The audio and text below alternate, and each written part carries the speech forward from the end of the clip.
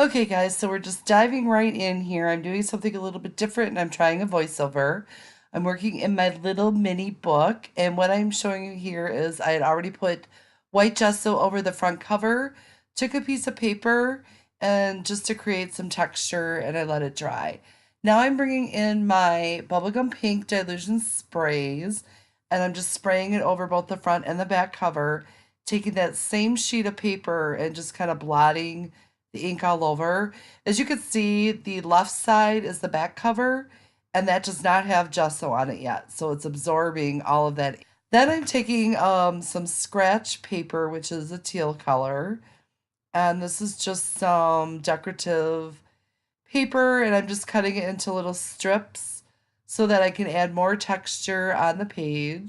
I'm just taking some of my art glitter glue and I'm laying these strips down just randomly. Some more white gesso, and I think I use my palette knife to kind of scrape this around. Yep, just again building up more texture, kind of covering up some more of that background. I want to cover up those leaves, and then I do spread a little bit on the back cover.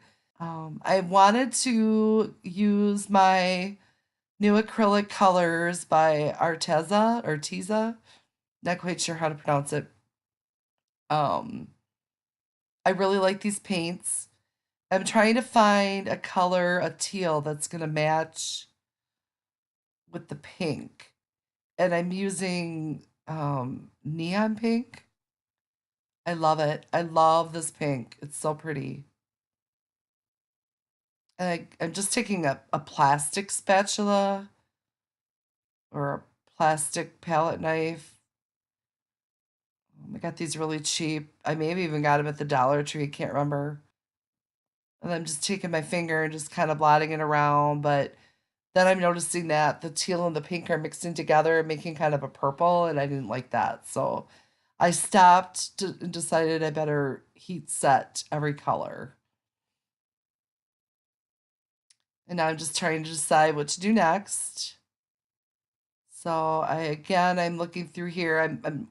I think I want to pick out like a third color. So I pick out a lighter green, which very quickly I realized that I don't really care for it. With the pink and the teal, but I still use it anyways. Now that it's on there, I decided, just to kind of move past it and just keep building the layers. I figured I could bury that color just by continuing to put more layers on it. And so that's basically what I keep doing throughout this whole process is I just keep adding white gesso, the pink, the green, and just keep heat setting in between and just kind of just continue to build up the layers. And I do take my finger now to take the white gesso and try to cover up more of the card. And now I'm looking for a lighter color. Because I'm using white gesso, I thought, well, maybe I'll bring in a metallic. And the only metallic that I thought would look halfway decent is this silver metallic. And I just kind of take my finger and go over the edges again just to build up more layer and to cover up that gold in the background that you can still see.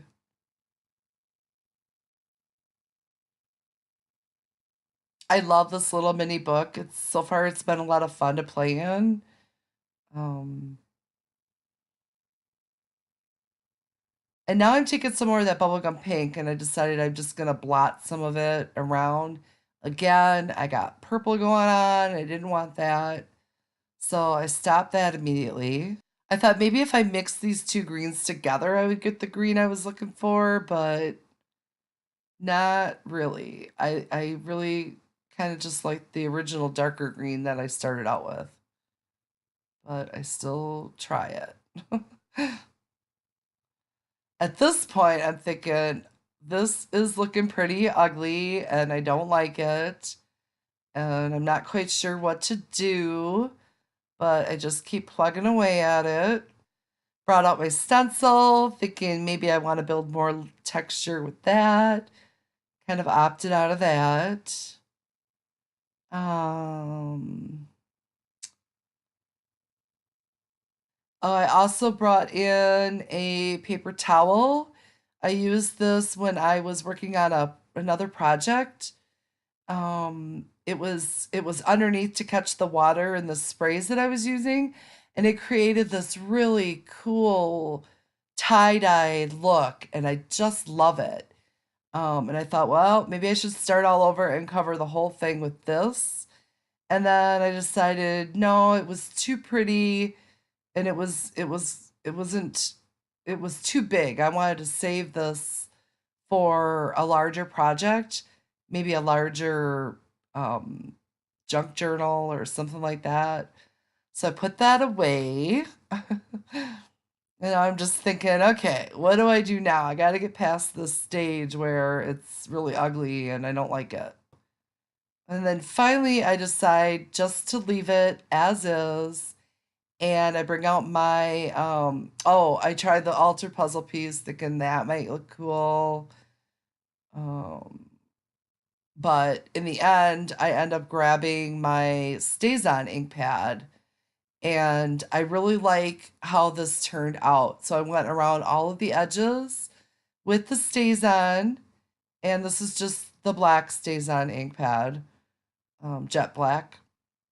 I went around all the edges, and then I did end up just kind of going along the front of it.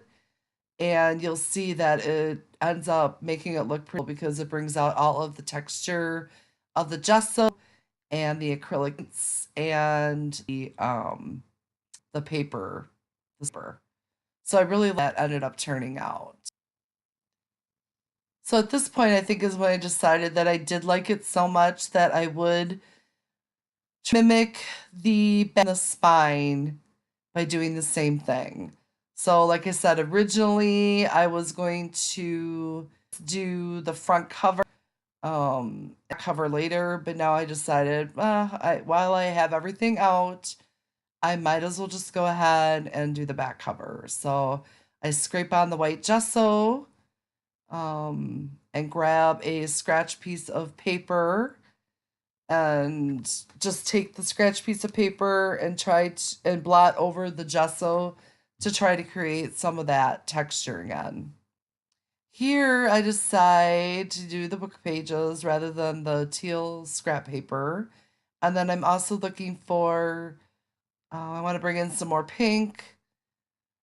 And so I pull out, I love this pink polka dot tissue paper.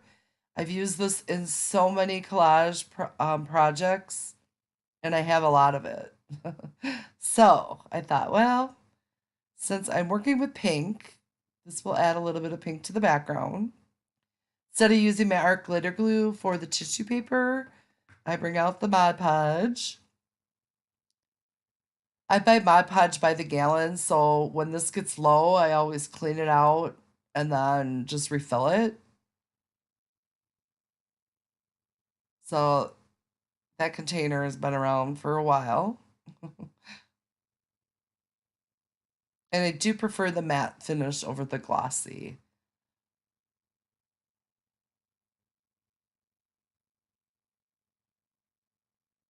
And I know you can make your own Mod Podge, but yeah, I don't. I figure by the time you buy the glue, I mean, I kind of like the little bit of varnish finish that the Mod Podge gives. Um, I should invest in some of that spray varnish. That's what I should do. So here I just kind of turn the book the other way and work on it this way. And I'm not going in the same order that I did before. As you can see, I'm putting on the silver right now instead of the green first. Um, just, I think I'm just playing around just to kind of try to see um, if I can get the same effect just by doing it a little bit different, putting the lighter colors down first. So even though I didn't like this green, I end up putting a lot down on the back cover. But you'll see in the end that it gets pretty covered up by the darker green and the pink. So I end up being happy with it. I mean, it's just a little practice journal. It's just paper. It's just paint.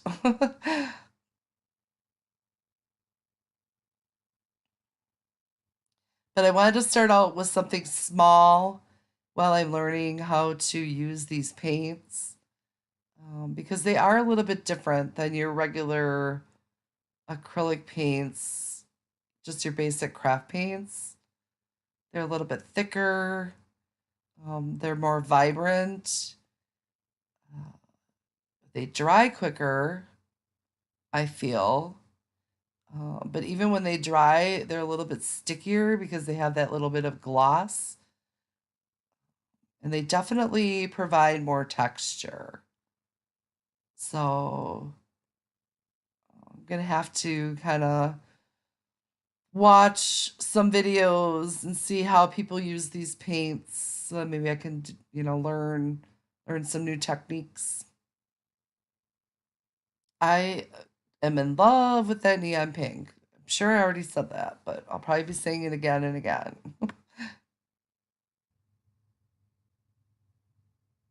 Yeah, here I was really disappointed because right away it turned purple and I was like, oh, I should have dried it in between. But at this point, I just wanted to be done with it. So I'm just taking a baby wipe and just kind of blotting all that back up.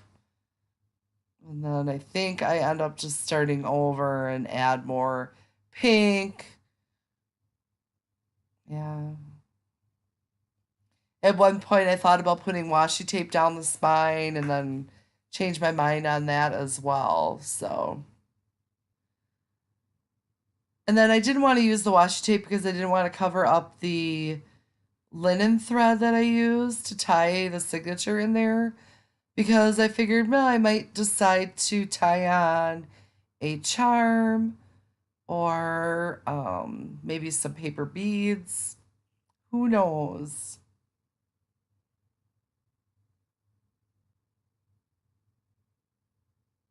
So there, I love how it turned out. It looks pretty good, pretty matchy. I'm not too concerned. Then I take my Stabilo and I just make some scribbles on the front, spine, and the back. I didn't want to like go around the whole thing because I had just done that with um, the Stays On ink.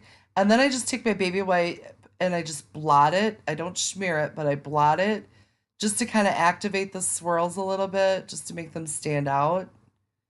And then at some point, I bring out my varnish, just a water-based varnish. And at first, I was a little bit leery about using it because I figured it would activate the Stabilo and then it would just make a muddy mess. So I really, really, really want to invest in some white varnish. But I knew I wanted to possibly take a white paint pen and do something on the front. So I did end up just brushing on the varnish.